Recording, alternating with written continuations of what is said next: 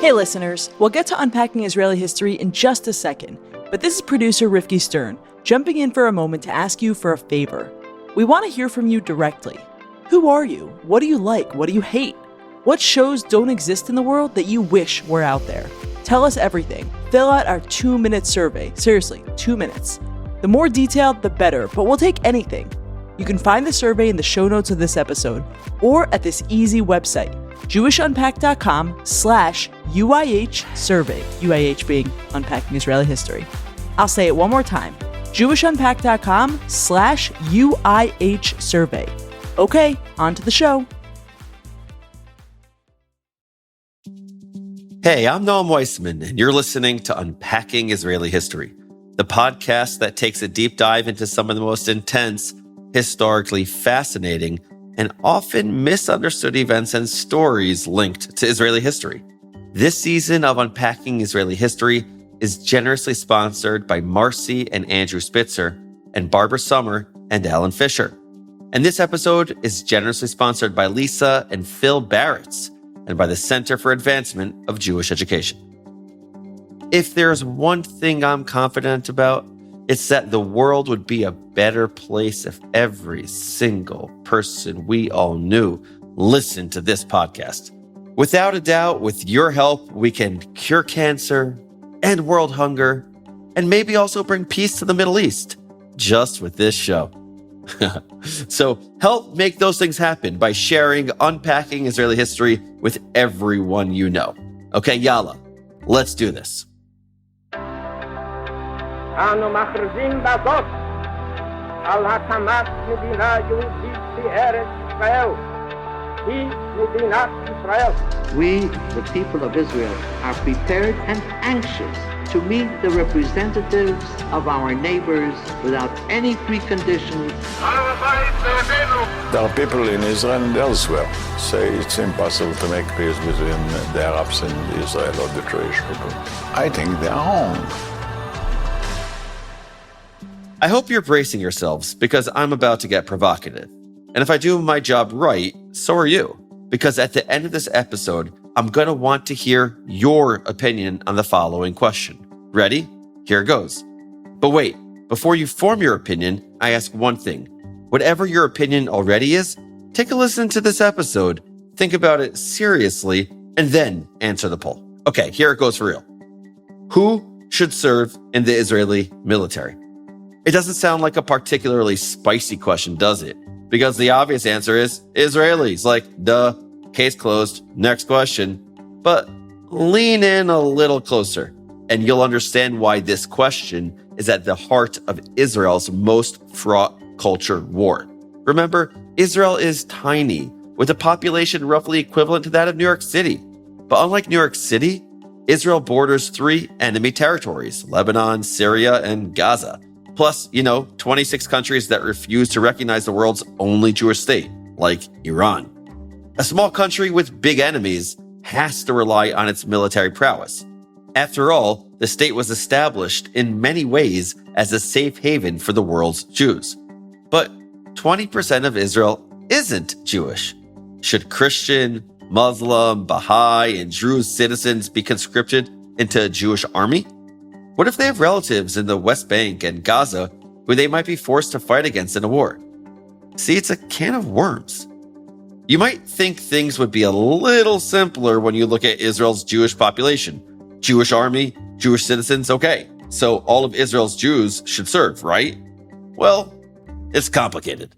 Because as of 2019, only 69% of Jewish men and 56% of Jewish women are drafted into the IDF. Some earn exemptions because their physical and mental health doesn't allow them to serve. Fine. Some choose instead to do a year of service to the state. Cool. A tiny number are pacifists who refuse to draft on moral grounds. Gotcha. But there's only one group of Jewish Israelis who enjoy a near total exemption, who in 2019 sent only 1,222 men and 0 women into the IDF. A minuscule fraction of their numbers, whose status in society is becoming an increasingly sharp thorn in the side of many other Israelis. Who is this group? Why would Israel's first Prime Minister, David Ben-Gurion, agree to a blanket lifetime exemption for a single group of Jews? And if the Israeli-Palestinian conflict is ever solved, will Israel's next major conflict be between its Jews? I told you we were going to get provocative in this episode. So, first, some basic demographics. Israel is home to 9 million people, 80% of whom are Jews. Among those Jews are the Haredim, aka the ultra-Orthodox, who make up 13% of Israel's population. That's about 1,226,000 people. Ultra-Orthodox isn't the nicest label, with its connotations of fringiness or extremism. So we're going to stick to the much more inclusive term Haredi. The word literally means one who trembles, as in trembling before God, as in Isaiah 66:2, where God says he seeks the kind of person, Hared al Divari, who will tremble at my word. Nerd corner alert. Haredi shares its root with Harada, the modern Hebrew word for panic. But being Haredi has nothing to do with panic. Instead, the Haredi world revolves around Torah and, of course, its divine author, God. Haredi lives, like the lives of other observant Jews, are governed by a strict adherence to halakha, or Jewish law. Now, I know that someone is going to ask, wait, is Haredi the same as Hasidic? Good question, but no, without going into too much detail, I'll just sum it up like this. All Hasidic Jews are Haredi, but not all Haredim are Hasidic. You know, kind of like all squares are parallelograms, but not all parallelograms are squares. Sometimes I think it's amazing I have friends.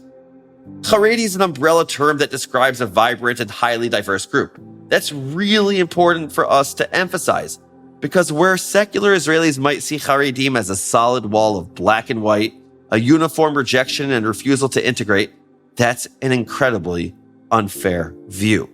Like every other community on the planet, the Haredi community is textured. Still, some basic facts unite all Haredi Jews. The controversial ultra and the moniker ultra-Orthodox comes from the general Haredi rejection of secular life. Or as scholar Aaron Rose puts it, Haredi Judaism, regardless of its particular faction, objects to Jews entering the cultural fray of the modern West, studying in its institutions, revering its leaders, fighting in its wars, or partaking of its cultural bounty. But even that is controversial, because modernity is hard to resist. So let's put it like this. Haredim might use the internet, they might play or watch sports now and again, they might go to college, but many Haredim don't do these things. It's perfectly normal for a Haredi Jew to stay off the internet or spend their whole life learning Torah. And it's perfectly normal to stay permanently ensconced inside a Haredi bubble.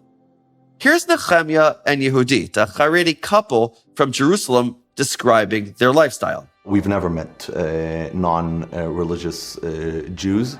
You know, occasionally you walk in the street, you go to buy something, you go to the mall, you see them, but you have nothing to do with them. They're like out there, there's like a big wall separating between you. It's not a physical wall, but you basically have nothing to do with them. In fact, this so-called wall between Haredi and non-Haredi Jews was dramatized in a dystopian Israeli TV show called Autonomies, which imagined a world in which there are two Israels, the secular country with its capital in Tel Aviv, and the Haredi one centered in Jerusalem.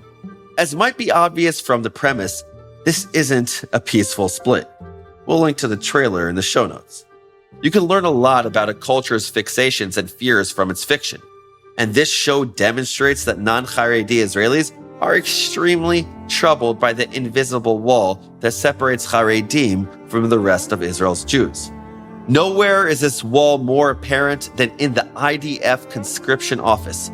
As of 2016, a whopping 88% of Haredim are younger than 25 years old. That's a lot of 18 to 24-year-olds. Yet in 2019, only 1,222 Haredi men chose to enter the military. That's less than 1% of the total Haredi population. And despite countless efforts to raise that number, many Haredim are resistant to the prospect of conscription. Here's an unnamed Haredi protester speaking to French TV in 2017, furious at the prospect of a mandatory draft for his community. Israeli country is the one country of the world, democratic countries, what they take people in the army like the communists. I don't want go what they want from me. I don't take them to be like me. But why? Why don't most Haredim join the Israeli army?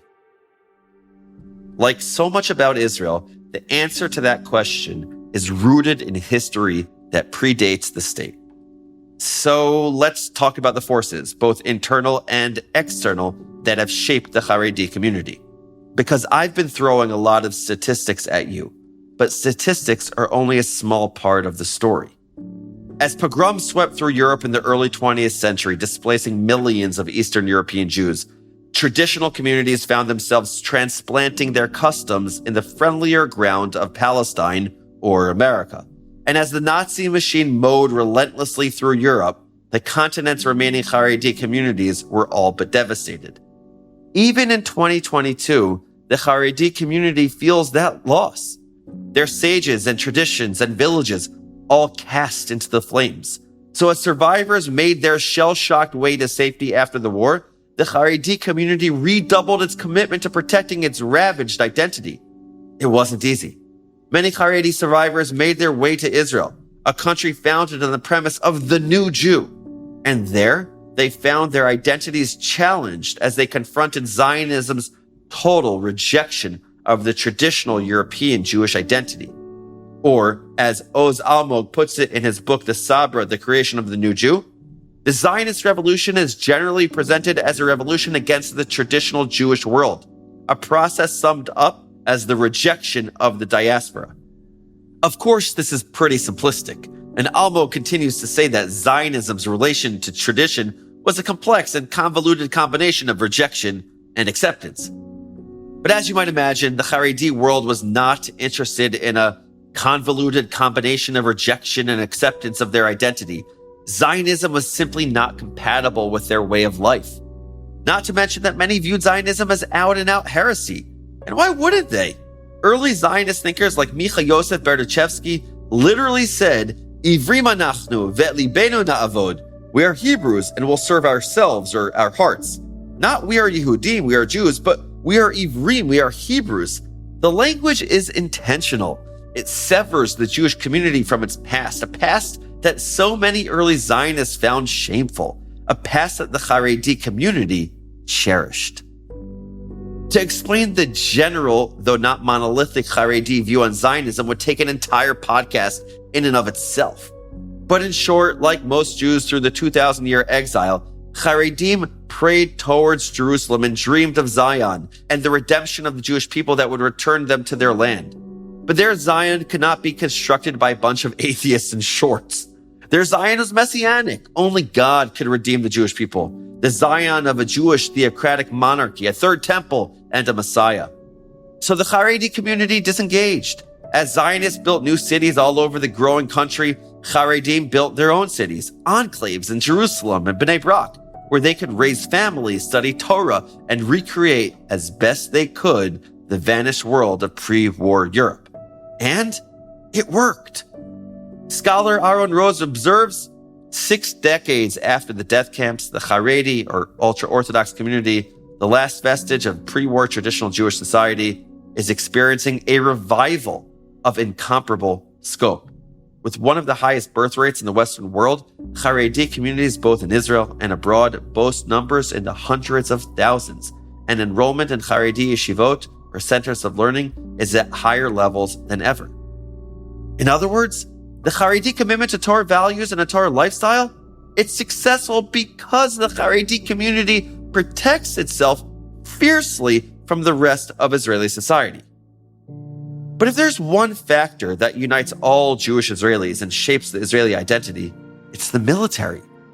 And to truly understand the Haredi resistance to the IDF, you need to understand the place it occupies in Israeli society. Because no Israeli institution represents Israeli society quite like the IDF. The Israeli military is the great equalizer, the crucible where an Israeli identity is forged, where people from all backgrounds and cultures rub elbows, form bonds, work together, fall in love, even meet their future spouses. Nerd Corner, the IDF website, ran a cute series of articles about couples who met during their military service, including Minister of Defense Benny Gantz and his wife Revital. Adorable. We'll link it in the show notes. But none of those are values the Haredi world is looking to adopt. They have their own systems that teach them teamwork and responsibility, their own institutions that allow young people to meet and create families, their own way of defending the state, which we'll talk about in a second. So to them, the IDF doesn't occupy quite the same hallowed ground as it does for other Israelis, which, as you might imagine, can be a sore point for the rest of Israeli society, not to mention the Israeli government. So, how did we get here? The IDF has been an institution since before the creation of the state. As I say constantly, listen to our Black Saturday episode for more on that. So the Haredi community didn't just wake up one day in 1999 and decide, nah, no army for me. So what happened? How did the Haredi community manage to wrangle an army exemption for their community? Hey listeners, you may already know that you're listening to a podcast from Unpacked. But did you know that Unpacked is so much more than just podcasts? Like our name suggests, we unpack stuff, specifically trending topics surrounding Israel and what it means to be Jewish in today's world. From the obvious, like Jewish holidays and the Israeli-Palestinian conflict, to the more obscure, like which, if any, superheroes are actually Jewish, and the origin story behind the Star of David. You can check us out on the web, articles, videos, memes, and more. Find us at jewishunpacked.com or follow us on Instagram, TikTok, and YouTube at Jewish Unpacked. See you there.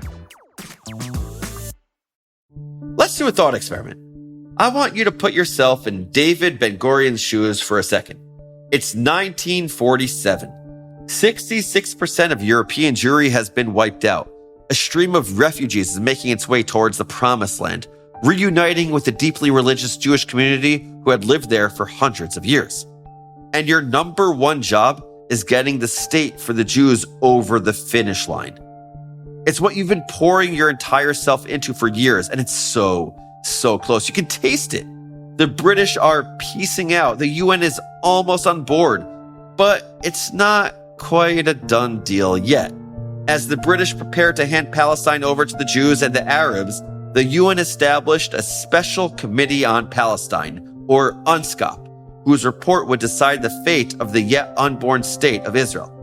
UNSCOP's job was to meet with Jews and Arabs alike to better understand each group's vision for its future independent homeland. Along with Ben-Gurion and other Zionist groups, UNSCOP also planned to meet with the Haredi political party Agudat Yisrael, which is now a major force in Israeli politics. But remember, Haredim and secular Zionism, well, they're not the best of friends. So back in 47, the Haredi bloc represented a significant threat to Ben-Gurion's vision of an independent Jewish state. Because if Agudat Yisrael told UNSCOP that they were perfectly happy without a state, well, that would be bad. Because the Haredi community had been in Israel, then called Palestine, for a long time. Their voices mattered, and their voices could be disastrous to the whole Zionist project. Itzik Ackerman, a young Haredi father and full-time yeshiva student, expresses the party's original ethos vis-a-vis the Zionist movement. His words illustrate why Ben-Gurion took the Haredi bloc seriously. We lived here just fine without you Zionists for 800 years. Suddenly, you showed up. Your first aliyah was in 1882. First aliyah. Yeah, right. First aliyah. You showed up out of nowhere. We, the Haredim, are the first aliyah. Then you show up in the 1800s and establish a state? Where did you even come from? You can leave. We lived here just fine without you. Oh, we're starting a state and it's going to be secular and we'll do whatever we want. We'll have the Eurovision contest on Shabbat. Like, guys, give us a break. You can go. We lived here just great without you. Ooh, imagine if Agudat Yisrael had said all that to UNSCOP back in 47. I mean, gulp. So Ben-Gurion did what all smart politicians do. He made them an offer they couldn't refuse. If they agreed to support the Zionist state, he'd make sure that Israel retained its Jewish character. What does that look like practically, you ask? Well, a few things. Number one, he agreed that Shabbat and holidays would be a part of the national calendar. Sounds great, right? I love going to Israel and feeling the peace of Shabbat settle over me as the traffic dies down and the buses in Jerusalem stop running. But I can see how this might rankle if you're not observant. Number two, Ben-Gurion granted the Haredim control over all Jewish marriages and divorces. Now, my wedding was uber Orthodox and uber fun, by the way. Orthodox Jewish weddings are a blast. I'm not saying you should have Orthodox friends just to be invited to their weddings, but I'm not saying that either. Still, not everyone wants an Orthodox wedding. True, most Jewish Israelis are pretty accustomed to the status quo, but a number are trying to change Israel's marriage system to be more inclusive, because only Orthodox ceremonies are legally binding in Israel. You want a conservative, reform, reconstructionist, renewal, interfaith, or same-sex Jewish wedding? Head over to Cyprus. Of course, this is also an episode in and of itself. Number three, Ben-Gurion also gave Haredim control over kashrut certifications, which meant that only they could decide whether a restaurant or grocery store was kosher. Non-Haredi definitions of kashrut or kosher were not considered valid. And number four, the piece de resistance for our purposes. I don't know why I just said that in a French accent, but go with it. Ben-Gurion agreed to military exemptions for yeshiva students. So when most other Israeli 18-year-olds were graduating from high school and shipping off to basic training, their Haredi counterparts were going straight to yeshiva to continue their Torah learning. Sounds like Agudat Yisrael got quite a deal, no? So why the heck would Ben-Gurion agree to all this? Though he was raised in an Orthodox home, Israel's first prime minister stopped practicing Judaism when he moved to Palestine. He didn't keep Shabbat. His son married a non-Jewish woman, a woman who Ben-Gurion absolutely loved, by the way, meaning that his marriage wasn't recognized by the Israeli rabbinate. Most importantly, as the soon-to-be head of a tiny country surrounded by enemies, why would Ben-Gurion exempt yeshiva students from the draft?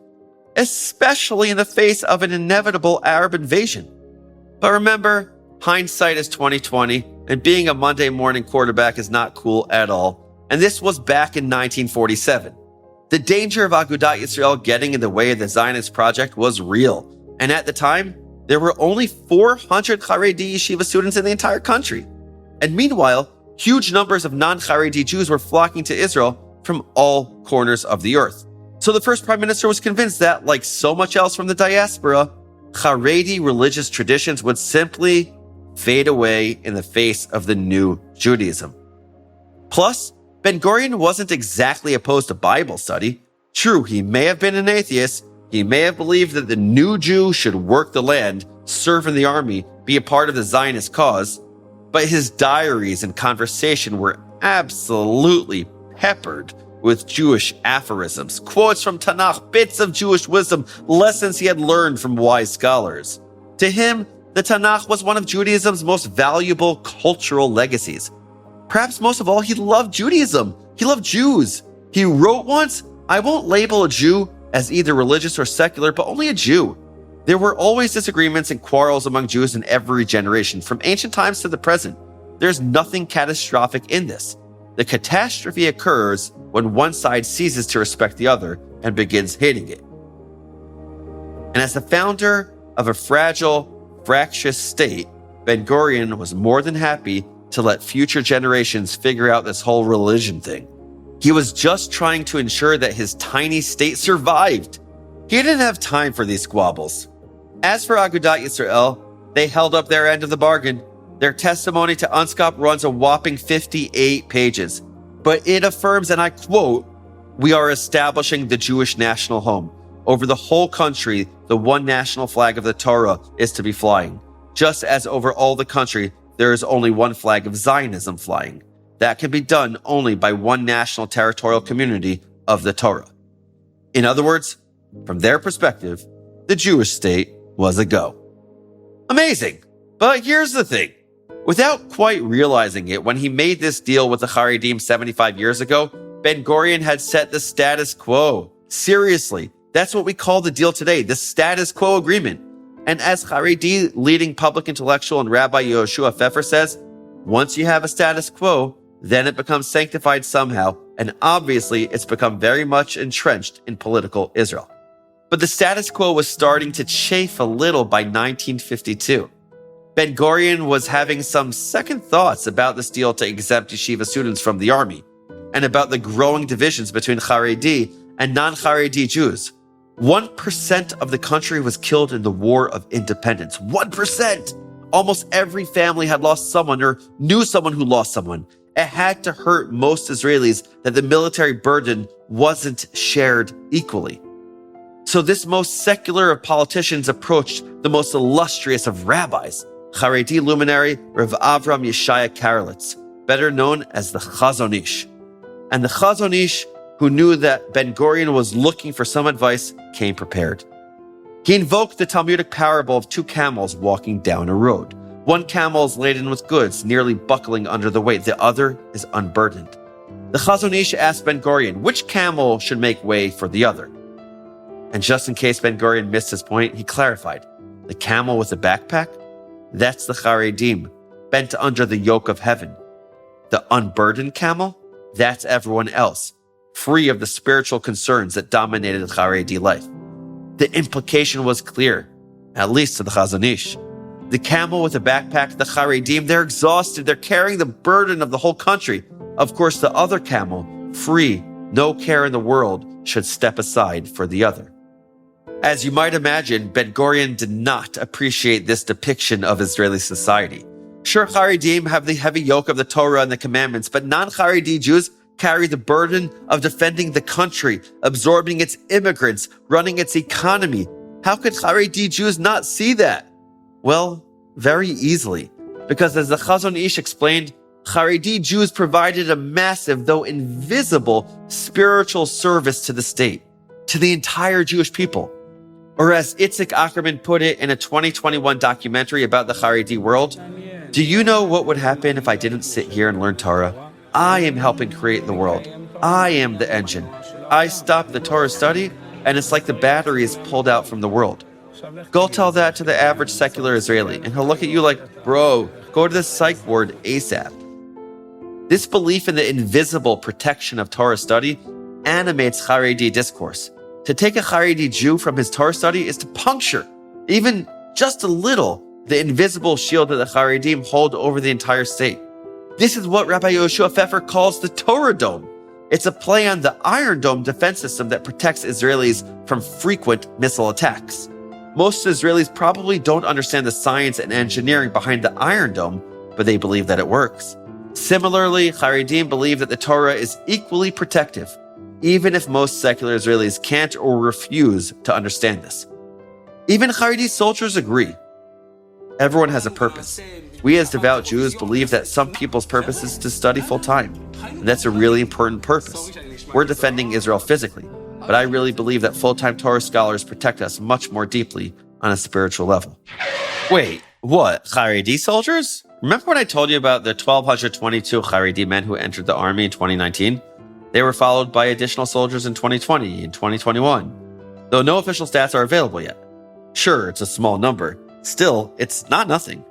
I told you the Haredi world was complicated. Drawn up in Jerusalem on an educational journey through Israel, Meir and Isaac quickly realized that they were meant for more. 3 years later, these two tall Jews, and they are tall, created the podcast people are raving about. The Two Tall Jews show under their newly launched umbrella brand, Jewish Original Media, currently powered by Next Gen Inc. and the World Jewish Congress. On this show, Meir and Isaac bring on guests across the gamut of the Jewish experience to dive into all things Jewish, from the spiritual, the biblical, the historical, and the cultural, infused with all the nuance, there's that word, in between. They engage in conversations which build off their Jewish history page on Instagram at On This Day in Jewish History and Twitter at Daily Jewish, doing their part to extract the joy from the oi. It's very cute. As it happens, I was their first guest, and it was so much fun to be on the show with these guys. And I've observed their growth from the beginning ever since. I didn't know what to expect. No, I'm just messing. They're awesome. In fact, I still don't. Nah, they're really awesome.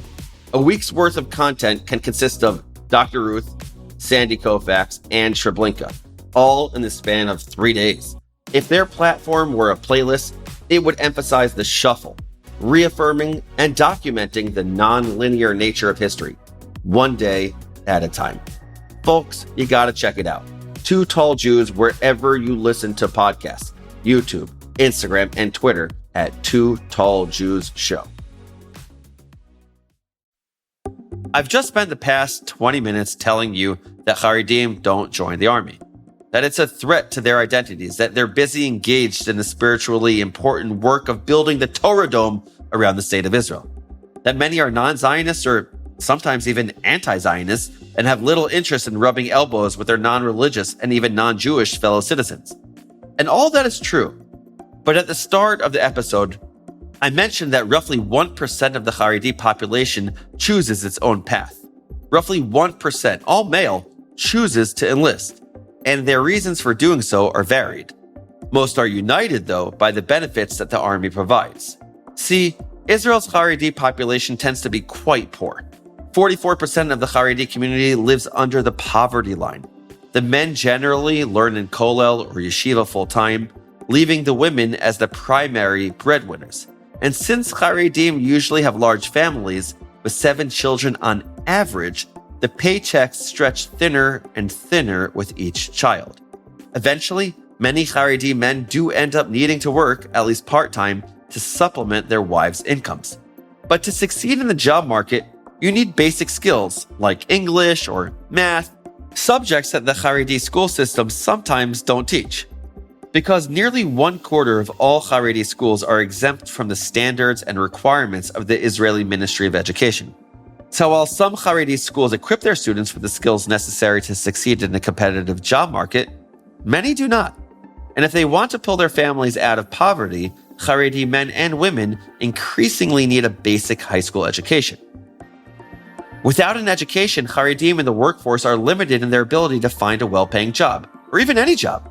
But the army gives Haredi men a leg up, even paying for their secular studies. A retroactive diploma enables these young recruits to command higher salaries when they enter the job market. Some will even go on to higher education. Between 2010 and 2020, the number of Haredi students pursuing higher education has tripled. As of 2021, there are roughly 14,700 Haredi students of both genders pursuing a degree in fields like education, business administration, or paramedical roles like nursing, physical therapy, and emergency first aid. But money and education aren't the only benefits of joining the army. On the whole, Haredi Jews may not be Zionists, they may reject secular life, but they can't deny that there's a warmth to belonging to a wider cause. And as recruits in a Haredi-only unit, they don't need to worry as much about interacting with secular Israelis. The feeling that I'm a part of the IDF, I'm a part of the country, I'm a part of society, it's a really significant feeling. Many recruits feel a sense of pride, of ambassadorship. Here we are, they say, living proof that Haredim are able and willing to contribute to wider Israeli society. As soon as a secular person sees me, he understands that Haredi conscription isn't an option. There's a stigma in saying, no Haredim, go to the army. All the Haredim are parasites who don't work. But suddenly, you see a Haredi soldier in army fatigues, something changes a little. This is a common feeling among Haredi recruits. In the army, you're appreciated for who you are, not for who people think you are. When you're in your black and white outfit, everyone says, oh, there's the screw-up. It feels good not to be judged as the screw-up, but it wasn't the motivation for joining the army. It wasn't the motivation for joining the army, they say, and yet it's a side benefit. A benefit that frightens many Haredi parents. True, all parents want their children to succeed, but most don't want that success to come at the expense of their child's identity, of the lessons that they've tried so hard to inculcate from day one. You and I might think it's wonderful to hear these young recruits talking about their sense of belonging, but what do their parents feel? What about their communities? Well, most don't approve, and their children have internalized the attitude. Here's Avshi Ackerman, the oldest of Itzik Ackerman's 5 children. A reporter asks, what do you want to be when you grow up? Avshi answers, you can't think about that. Everyone in my class says something different. I'll be a full-time Torah scholar. I'll be the head of yeshiva. I'll be whatever. Everyone says something different. The reporter asks another question. Are you leaning more towards being a full-time Torah scholar or more towards being a soldier? Avshi laughs. It's such a ridiculous question. I won't be a soldier, that's for sure. Representation matters. Avshi wants to be what he can see. And he sees full-time scholars. He sees heads of yeshivas. He doesn't see soldiers, not in his community. And that's not an accident. The Haredi community has staged countless protests against any attempt to woo their young men into the army. The clashes are hard to watch. I don't like seeing mostly Jewish policemen scrapping with fellow Jews. And here I go, getting provocative again. But I understand where Haredim are coming from. The wildly popular Israeli show Shababnikim centers on a bunch of Haredi yeshiva students. But they're not the serious scholars you might expect. In fact, the Israeli slang word Shababnik means roughly a Haredi youth who spends most of his time goofing off. But though these kids are more or less endearing bozos, they remain committed to their Haredi identities. In one episode, a yeshiva scholar asks a secular soldier, if there were a completely Haredi army, and you knew that if your child served in it, he would likely become Haredi, would you let him go? I like it. It's a question that many secular Israelis likely haven't considered. To them, the army is a fact of life, a major component of Israeli identity. They may wonder, what if my kid comes back wounded, or what if my kid comes back with PTSD? But they probably don't wonder, what if my kid comes back within an identity I don't recognize and can't relate to, an identity I have spent years trying to avoid? But me speaking personally, as an Orthodox Jew raising Orthodox children, that's a question that keeps me up at night. I live in the United States of America, part of the diaspora. I'd be lying if I said that I didn't worry about the prospect of secular college, of big cities with negligible Jewish presence, of alternate ways of living life. That tightrope isn't an easy place to balance. Yes, I've chosen to walk it, but I get why the Haredi community has decided to eschew it altogether. But many non-Haredi Israelis see the issue as black and white, pun intended. To them, Haredim are citizens, and all Jewish citizens have an obligation to the state. As of 2018, 70% of Jewish non-Haredi Israelis believe that Haredim should enlist. They live in Israel, the thinking goes. They should contribute like the rest of them do. An informal 2012 street poll bears this out. Corey Gill-Schuster of the Ask an Israeli, Ask a Palestinian project asked non-Haredi Israelis whether they believed Haredim should serve in the army. The answer was a resounding yes. Still, non-Haredi Israelis admit that Haredim can contribute in other ways. For example, in 2019, roughly 14,000 Israelis chose to do a Shnat Shirut, or a year of national service. But in 2020, only 495 Haredim took this option. Time and again, the Israeli government has tried to find ways to bridge the gap between Israel's Jewish groups. The government has established a number of commissions to research solutions for the gap between Haredim and other Jews. Still, the vast majority of Haredi boys do not enter the military, and any attempt to conscript them is met with fierce protest. What does this mean for the IDF, the so-called People's Army? Can it still be a People's Army without a significant percentage of its people? No one truly knows the answer to this question. But, as we said earlier in this episode, you can learn a lot about a society from its fiction. A number of recent Israeli TV shows have begun depicting the Haredi world with empathy and curiosity rather than disdain. You may have heard of Shtisel, which treats its slightly dysfunctional multi-generational clan with warmth and sympathy. But Shtisel doesn't delve too deeply into the question of conscription. Kippat Barzel, or Iron Dome, centers on an all-Haredi unit dealing with the ups and downs of military life, including the disapproval and anger that so many Haredi recruits face at home. And I'd argue that aside from being entertaining, these depictions are incredibly important, humanizing, because even if a Haredi boy wants to serve in the army, lured by its many incentives, there's no guarantee that his community will let him. And that is a challenge that many non-Haredi Israelis, for whom the army is a fact of life, seem not to understand.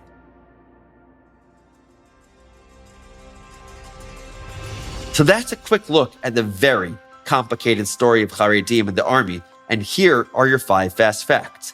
Number 1, the state of Israel imposes a mandatory draft on all Jewish citizens, but Haredim, or ultra-Orthodox Jews, are exempt from army service, which, as you might imagine, is a sore point for most non-Haredis. Number 2, the exemption was codified by an unlikely figure, the die-hard secularist David Ben-Gurion. Israel's first prime minister believed in the cultural and national importance of Torah study. But Ben-Gurion feared that the Haredim might tell UN observers that they didn't feel they needed a state. So he cut a deal with the Haredim with all sorts of incentives, including the draft exemption. Number 3, at the time, the exemption only applied to 400 people. But Haredi Jews tend to have very large families, and today, over 60,000 Haredi Jews are exempt, and the number will likely grow due to the community's high birth rate. Number 4, there have been numerous attempts to make army service a more palatable prospect for Haredi Jews, including financial incentives. And these days, a tiny minority of Haredi Jews do serve in special units sensitive to their religious needs. And number 5, Haredim who enlist are in the minority. Simply put, the Haredi community believes that Torah study and other spiritual contributions are as important to national security and identity as military service. They feel themselves called to serve someone far more important and authoritative than the state, God. And in that service, they find their purpose among the people of Israel. Those are your 5 fast facts. But here's one enduring lesson as I see it. Though I'm a passionate Jew and Zionist, I'm not an Israeli. I didn't serve in the IDF. I don't need to confront the electrifying and terrifying thought of my children protecting the Jewish state with their own bodies. My cousins do, my uncles and aunts did, and who knows, maybe my children will want to enlist in the Israeli army. For them, though, it will be a choice. So I'm a bit hesitant going down the potentially judgmental rabbit hole of asking whether I believe all Haredim should serve. I didn't, so I probably shouldn't be making sweeping moral pronouncements. Though really, what else is the point of a podcast? Especially because, to be honest with you, I think the Haredi community makes an important point. Yeah, Israel's national security, not to mention its internal character, is paramount. But as an aspiring religious Jew, I also think there's something sort of crucial about the spiritual role that Haredim often fill in Israeli society. So non-Haredim must work to understand where Haredim are coming from before the IDF can truly become integrated. And Haredim have to understand the pain and resentment of a mother who has lost her son in the latest clash, while Haredi boys are safely learning in yeshiva. Because someone has to physically defend the Jewish state. And in this tiny blood-soaked corner of the world, every Israeli owes his or her life to the IDF. But the two sides are so mired in resentment that they talk past each other. And it's this conflict, Jew versus Jew in the Jewish state, that keeps me up at night. Sure, the Israeli-Palestinian conflict provides plenty of fodder for my chronic anxiety, but I firmly believe that Jewish history is up to us, the Jews. It's the way we Jews treat each other, not the way that non-Jews treat us, that will determine what our world looks like. Will we build a peaceful world, a utopia of mutual respect, or will we tear each other down? Will we hurl insults, ignore each other's pain, and look past one another? We know what happens when Jews are divided. That's how you get 2,000 years of exile. And I don't think I'm being dramatic when I say that the success of the Zionist project, of the Jewish experiment of modern self-determination, depends on Jews bridging their gaps. There's little point to kibbutz galuyot, the ingathering of exiles, if a significant percentage of said exiles seem determined to misunderstand each other. Like the Israeli army, I believe that no one should be left behind. So whatever integration looks like, it cannot be done by force. Israeli society will not be sustainable if the gap between Haredim and non-Haredim continues to widen. Each side needs to view the other with respect, with a keen understanding of the other's legitimacy, with gentleness. It's not going to be easy. It certainly wasn't for our ancestors, but it's a challenge that Israel must rise to meet, because Haredim will make up an enormous sector of society within a few decades. If Israel doesn't find a way to include them in the army, in the workforce, at the polls, then the country faces a great danger. We know what happens to divided societies. and we didn't endure exile for 2,000 years just to tear each other apart. So, that's our provocative episode, and now it's your turn. For the first time ever, we're ending with a poll. What do you think? Should all Jewish citizens who are physically and mentally fit serve in the Israeli army? Your options are A, yes, B, no, C, yes for most, but only if there are separate units for Haredim and only if top yeshiva students are exempt. Or D, no, but they must do some sort of national service. Check out the poll at jewishunpacked.com/Israeli Army. The link is in the show notes, so we can't wait to hear what you think. Thank you all for listening. One last reminder, if you haven't yet, subscribe wherever you get your podcasts and help us grow this podcast community by rating and reviewing us on Apple Podcasts.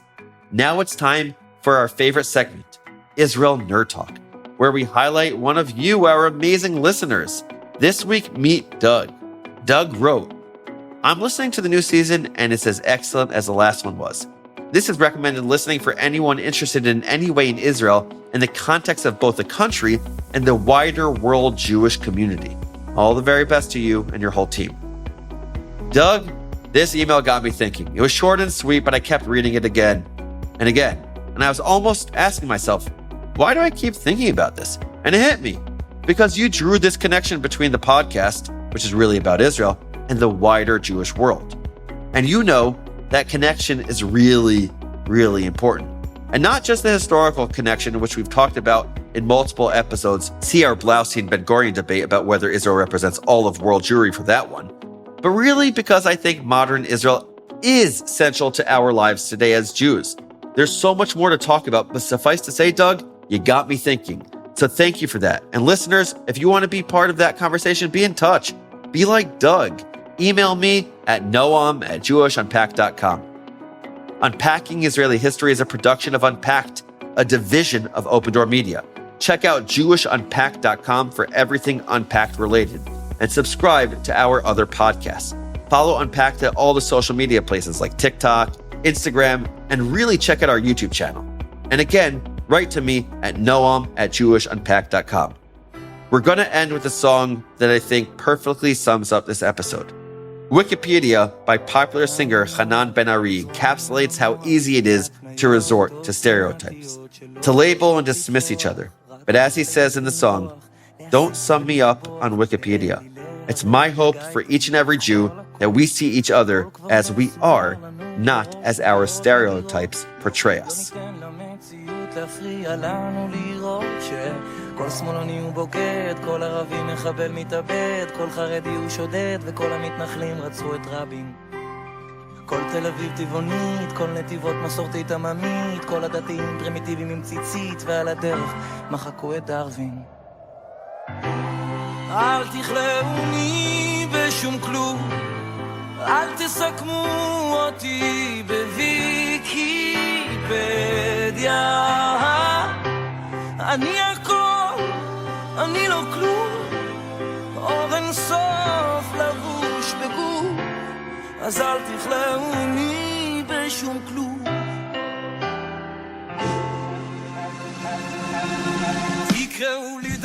This episode was produced by Rifki Stern. Our team for this episode includes Adi Elbaz and Rob Perrin. I'm your host, Noam Weissman. Thanks for listening. See you next week.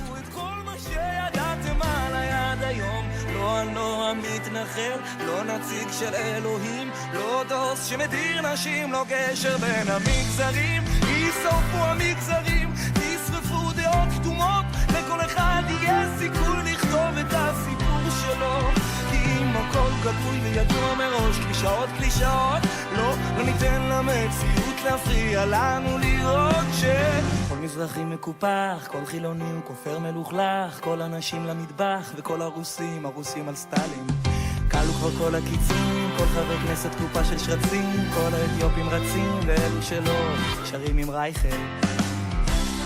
אל תכלאוני בשום כלום, אל תסכמו אותי בוויקיפדיה. אני הכל, אני לא כלום, אור אין סוף אל תכלאוני בשום כלום.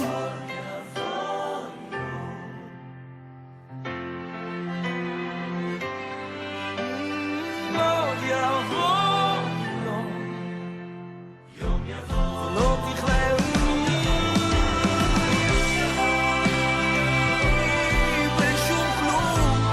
לא תסכמו אותי בוויקיפדיה. אני הכל, אני לא כלום, ברום דעתי ושוב. אז אל תכלאוני בשום כלום. לא תכלאוני בשום כלום.